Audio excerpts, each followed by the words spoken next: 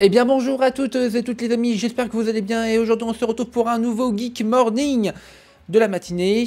J'espère que vous passez un agréable moment dans cette matinée. Prenez votre petit café. Et bien c'est parti pour les actualités de la journée. Alors on va parler de Weekend Movie et de high-tech. Plus de high-tech que de Weekend Movie. On va parler de Gueule Noire, rappelez-vous, ce film d'horreur français qui a connu un petit carton dans le monde, dans le reste du pays, dans le reste du monde, pardon, et 80 milliards. Oui, ce chiffre fait monter la tête, mais 80 milliards de quoi? Ah, je vais vous en parler bientôt, tout de suite, c'est parti, let's go.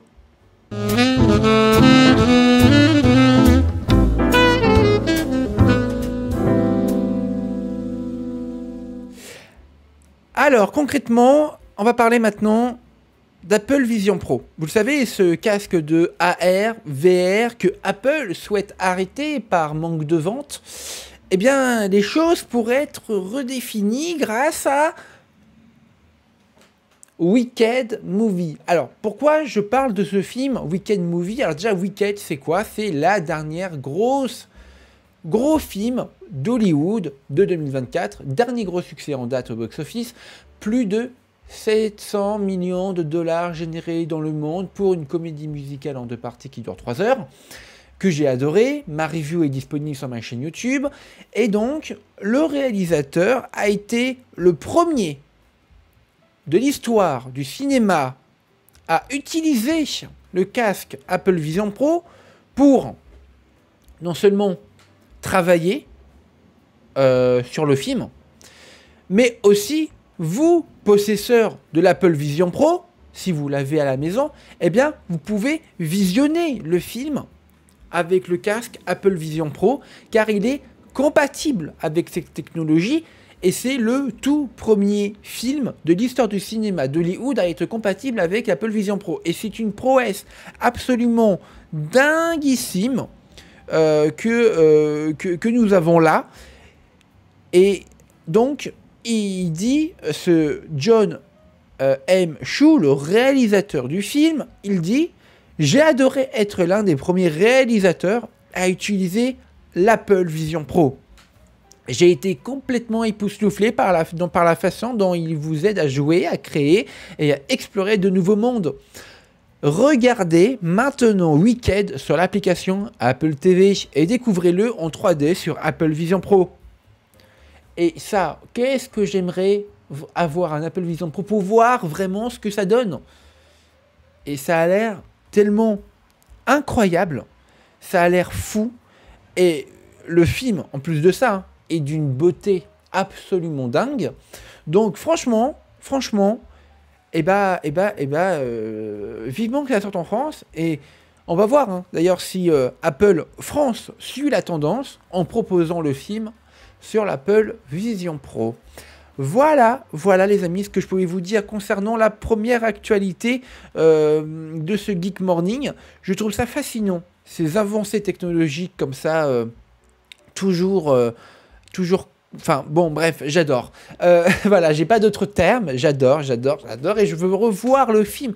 J'ai tellement hâte que le film sorte en DVD et en Blu-ray pour me replonger vraiment dans ce film qui m'a tant fait voyager quand je l'ai vu la première fois au cinéma.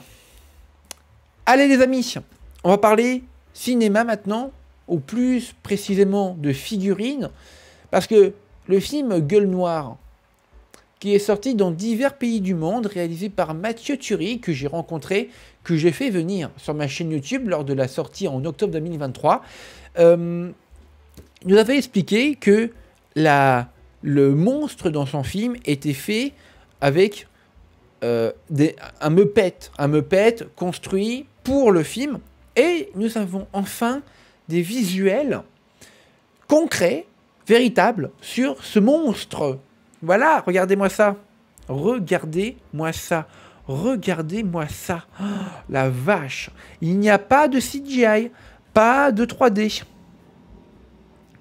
Voilà, regardez. C'est impressionnant.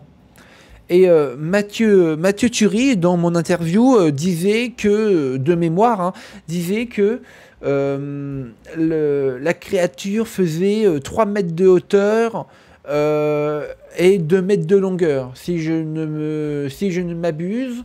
Vous avez mon interview le concernant, vous pouvez aller voir, ma review aussi du film. Bref, c'est quand même fou, hein. Regardez-moi ça quand même. Oh la vache. Ça, c'est extrêmement flippant, mais c'est tellement bien fait. Et c'est ça qu'on aime, hein, dans le cinéma. C'est pas tout le temps de la CGI, des fonds verts. On veut aussi du practical, des choses faites en dur, en vrai, pour du vrai cinéma. Voilà, du cinéma d'auteur. Voilà. Bon. Waouh. En plus, à l'arrière, on voit comment cette chose a été tractée et tout, donc c'est hyper intéressant. Hyper intéressant. Voilà. Bon, bah, vous en pensez quoi dans les commentaires? Dites-le moi en commentaire.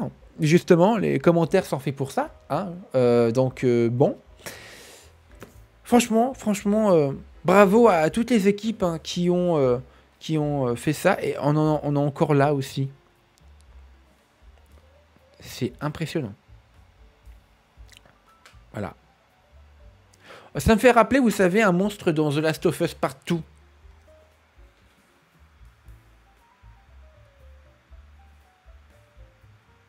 Je me tais tellement que c'est beau. Je suis bouche bée face à autant de beauté. Voilà. La beauté du practical. Voilà. La beauté des gens qui ont fait ça. Voilà. Voilà. Bon, les amis, allez, on va passer à la dernière news et on va parler des 80 milliards. 80 milliards de quoi? 80 milliards de dollars. Mais dans quoi? Eh bien, 80 milliards de dollars misés par Microsoft dans l'IA. Ouais. Regardez. IA. Microsoft va investir 80 milliards de dollars pour les data centers en 2025, en 2025. Pardon, j'apprends tranquillement à parler anglais aussi. Microsoft a donc annoncé un investissement de 80 milliards de dollars pour son exercice fiscal 2025 destiné à la construction de data centers dédiés à l'intelligence artificielle.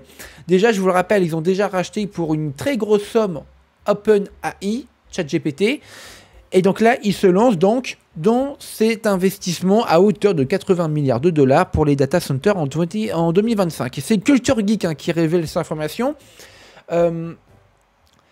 Et franchement, qu'est-ce que vous en pensez? Alors, Brad Smith, vice-président et président de Microsoft, a précisé que plus de la moitié de cette somme serait consacrée à des projets aux États-Unis.